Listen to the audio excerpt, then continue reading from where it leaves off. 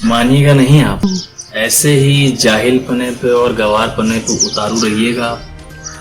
नमस्कार मित्रों, मैं आपका सहयोगी एवं TNZF चैनल की तरफ से आपसे कुछ एक विशेष चर्चा करने के लिए आज उपस्थित हुआ हूँ। आशा है आप सब स्वस्थ एवं सुरक्षित होंगे। मित्रों, अभी 2 दिन पहले मीडिया के हवाले से कुछ खबरें सामने आई थी कि मुरादाबाद में डॉक्टरों की टीमों पर कुछ हमला हुआ है। वहाँ के स्थानीय लोगों ने कुछ पत्थरबाजी करी है, जिसमें कुछ महिलाएं भी शामिल थीं। तो मित्रों, कई दिनों से अलग अलग जगह पे भारतवर्ष में अलग अलग जगह पे हमले चल रहे थे। इन लोगों ने पुरजोर विरोध करा है।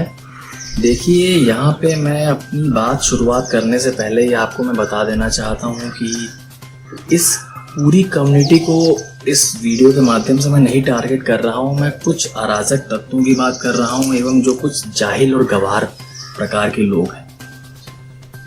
मित्रों, जब मुरादाबाद में जब स्थानीय टीम डॉक्टर्स की टीम को जब पता चला कि कुछ दिन पहले ही वहाँ पे रहने वाले एक व्यक्ति की मौत होती है एक मोहल्ले में जहाँ पर मुस्लिम समुदाय के कुछ लोग रहते हैं, तो वो वहाँ पे पता लगाने गए और वहाँ पे अन्य जितने परिवार के लोग थे उनको वहाँ से जांच के लिए लेने गए थे। तो साथ में उनके एक एम्बुलेंस वो अपने साथ में ले गए थे, प्लस पुलिस सुरक्षा बल उनके साथ में था।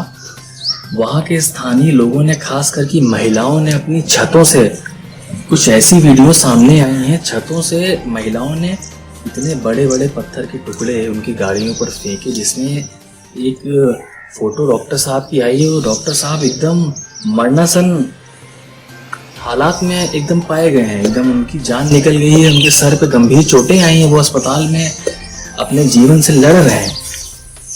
तो ये इस प्रकार की घटना की मैं कड़ी से कड़ी निंदा करता हूँ और इनकी जो असलियत है उससे आपका आज मैं परिचय कराता हूँ।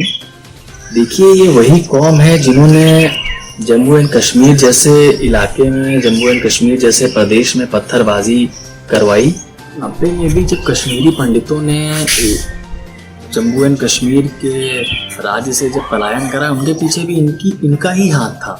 फिर चाहे शाहीन बाग में प्रदर्शन करना हो, उसके बाद देश विरोधी नारे लगाने हो या देश विरोधी बातें करनी हो, कोई भी सरकार की पॉलिसी ना माननी हो, अपने आप में ही मशगूल रहना है और देश विरोधी बातें करना है। देखिए, यहाँ पे बात पॉलिटिकल होने की बिल्कुल भी नहीं है। मैं कोई यहाँ पे सांप्रदायिक बातें नहीं कर रहा हूँ, ना मैं कोई पॉलिटिकल बात कर रहा हूँ। मैं यहाँ पे बात कर रहा हूँ कि जब एक बीमारी के लिए पूरा देश एक प्लेटफॉर्म पे आया है, सब एकजुटता दिखा रहे हैं, तब आपकी कौम क्यों नहीं साथ दे रही है? आप लोगों को सफाई से इतनी ज़्यादा एलर्जी क्यों? देखिए, मुद्दे से भटकते नहीं हैं, बात मुरादाबाद के मुद्दे पे की करते हैं। मुरादाबाद में ये इंसिडेंट जब हुआ तो वहाँ के स्थानीय लोगों ने भी उस मोहल्ले के पूरा सहयोग दिया। तमाम घर की औरतें अपने छतों पर आईं, उन्होंने पथराव करा।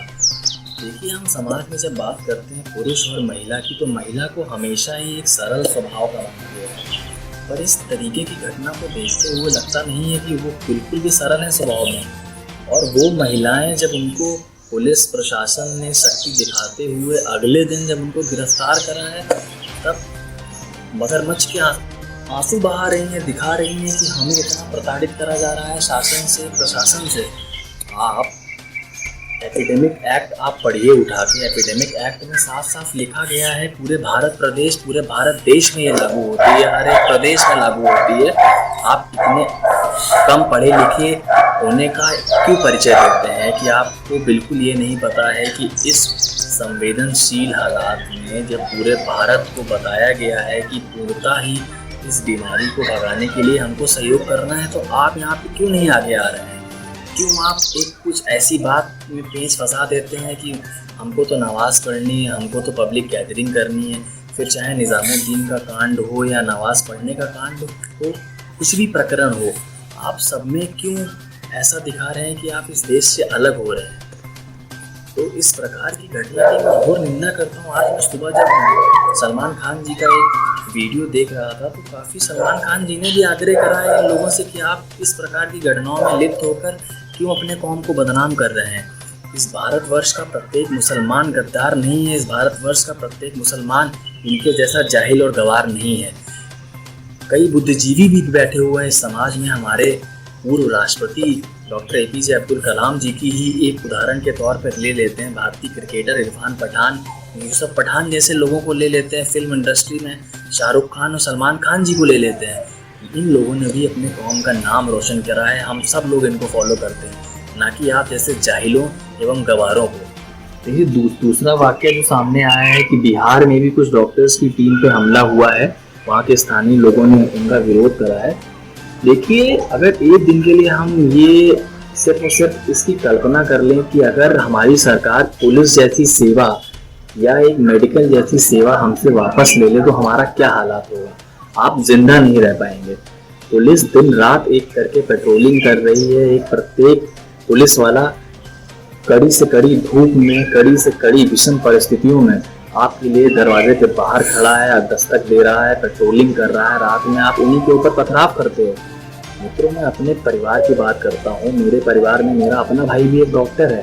पिछले 20 दिनों से मैं अपने भाई को क्वारंटाइन में देख रहा हूँ। मेरा भाई रोज अस्पताल जाता है, वहाँ पे जितने गरीब लोग हैं उनकी सेवा करता है, वापस आता है, अपने परिवार तक से नहीं मिलता है।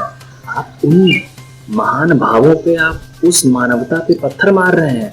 एक तरीके से वो मिसाल कायम कर रहे हैं, इस कठिन परिस्थितियों में आगे बढ़ के आप सबका सहयोग कर रहे हैं।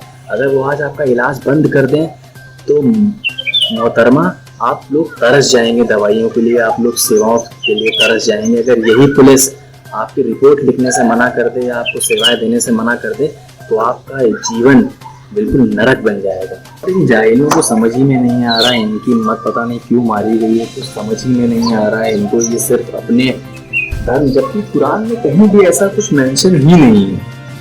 ना इन लोगों को अपने धर्म ग्रंथों से कोई मतलब है, ना ये लोग अपने धर्म को फॉलो कर रहे हैं, बस अराजक एवं सांप्रदायिक बातों को फैलाने का कार्य कर रहे हैं। इतने नीच और गवार आप लोग कैसे हो सकते हैं, ये मुझे समझ में नहीं आ रहा है। मोहम्मद साहब तक ने अपनी टीचिंग्स में कहीं भी ये मेंशन नहीं करा है, कुछ भी नहीं करा है। निजामुद्दीन जैसा कांड होता है, मोहम्मद साद जैसे, मौलाना साद जैसे लोग जो कि मौत के सौदागर बन के इस देश में अराजकता फैलाने का काम कर रहे हैं, उनका पुरजोर विरोध करता हूँ और उनको एक खुली चेतावनी देता हूँ कि आप सच्चे देशभक्त होने के नाम पे एक धब्बा हैं एवं इस देश को विश्व स्तर पर कलंकित करने का काम कर रहे हैं। तो समझ में नहीं आता है, बट आपको मैं 2 मिनट का या 3 मिनट का एक क्लिप दिखाता हूँ जिसमें कि मेरे अपने ही घर के एक सबसे छोटे सदस्य ने ये दिखाया है कि कैसे इस कोरोना जैसी महामारी के खिलाफ लड़ना है, हमको क्या क्या प्रिकॉशंस लेने हैं।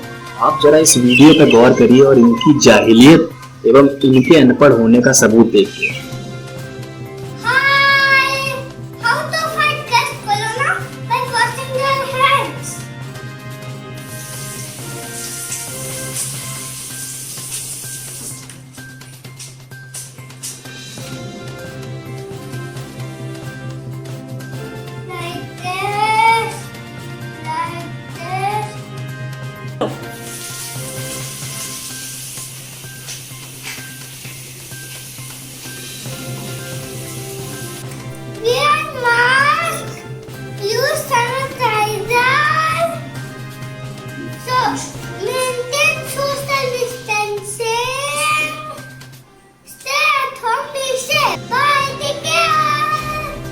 तो जैसा कि आपने इस वीडियो में देखा कि कैसे एक बच्चा आप लोगों को समझा रहा है कि कैसे इस कोरोना के खिलाफ लड़ना है और हमको इस महामारी से जल्द छुटकारा पाना है। तो मित्रों देखिए, शिक्षा प्राप्त करने का या अकल आने की कोई उम्र की सीमा नहीं होती। एक बच्चा तक जानता है कि उसको सुरक्षित कैसे रहना है। तो इस प्रकार की, चाहे वो मुरादाबाद की घटना हो, चाहे वो बिहार की घटना हो या हिंदुस्तान में कहीं की घटना हो, एक प्रकार की ये बहुत ही निंदनीय एवं न्यूनतम सोच दिखाने वाली घटनाएं हैं कि कैसे लोग आपको पार्टिसिपेट नहीं कर पा रहे हैं, विषम परिस्थितियों में सरकार का साथ नहीं दे पा रहे हैं, ना राज्य सरकार के आह्वान पे भी वो लोग कुछ समझ पा रहे हैं। तो इस प्रकार की घटनाओं का बिल्कुल साथ ना दें और जहाँ तक हो सके बड़े से बड़े प्लेटफॉर्म पे इनका साथ दें। मैंने कल ही कुछ फेसबुक पे वीडियोस देखे थे जिसमें कुछ इन्हीं की कौम के लोग एडवोकेसी कर रहे हैं कि ये मानवता पे या मानव अधिकार पे बहुत तगड़ी चोट है जब महिलाओं को पुलिस वहाँ से पकड़ के ले जा रही थी तो ये एक तरीके से उनके मानव अधिकार के छीन लेने की बात कही गई। तो भाई साहब उस टाइम पे जब आप पथराव करते हैं तब आप किसी के मानव अधिकार को नहीं छीनते हैं, तब मानवता आपको नहीं दिखती है। क्यों आप ऐसा जाहिलपनों का परिचय देते हैं, किसी पे पत्थर मारते हैं और कहीं पे आप ये बताते हैं कि ये इस प्रकार की घटनाएं क्यों आप अंजाम देते हैं। अंत में मैं आभार व्यक्त करना चाहूँगा उत्तर प्रदेश सरकार एवं केंद्र सरकार का, कि उन्होंने गाइडलाइन जारी करी और उत्तर प्रदेश सरकार ने इन अपराधियों के खिलाफ कठोर से कठोर कार्रवाई करी है। वो इन सारे लोगों को NSA में रजिस्टर कर लिया गया है। NSA इनके खिलाफ लगाई जाएगी। देशद्रोह के बराबर की धाराएं चलती हैं NSA में। आपको मैं बता देना चाहता हूँ कि आप इस प्रकार की घटनाओं को अंजाम देकर एक तरीके से देशद्रोह का अपराध कर रहे हैं। तो आभार है हमारे मुख्यमंत्री माननीय योगी आदित्यनाथ जी का, जिन्होंने अपना शीर्ष नेतृत्व का परिचय देते हुए इन सबको जल्द से जल्द नामजद करवाया NSA के तहत। और कल मैं आदेश देख रहा था मुख्यमंत्री जी का, उन्होंने ये भी आदेश दिया है कि ऐसे अपराधियों की जो संपत्ति होगी उसकी पूर्ति जल्द से जल्द करी जाएगी। तो अंत में मैं आप सभी से ये निवेदन करना चाहता हूँ कि इनके जैसे जाहिल एवं व्यवहार मत बनिए, घर में रहिए। केंद्र सरकार एवं राज्य सरकार आपसे अनुरोध कर रही है या जो गाइडलाइंस आपको इशू करी गई हैं उनको प्लीज़ अच्छे से फॉलो करिए, क्योंकि आपके घर पे रहने से किसी दूसरे बंदे की जान बच सकती है। इस रोग को आप कम से कम फैलने से बचा सकते हैं एवं इस देश का आप सहयोग कर सकते हैं। एक अच्छे एवं सच्चे देशभक्त एवं नागरिक होने का परिचय दे सकते हैं। स्वस्थ रहें, सुरक्षित रहें। जय हिंद, जय Bharat. Press the bell icon on the YouTube app and never miss another update.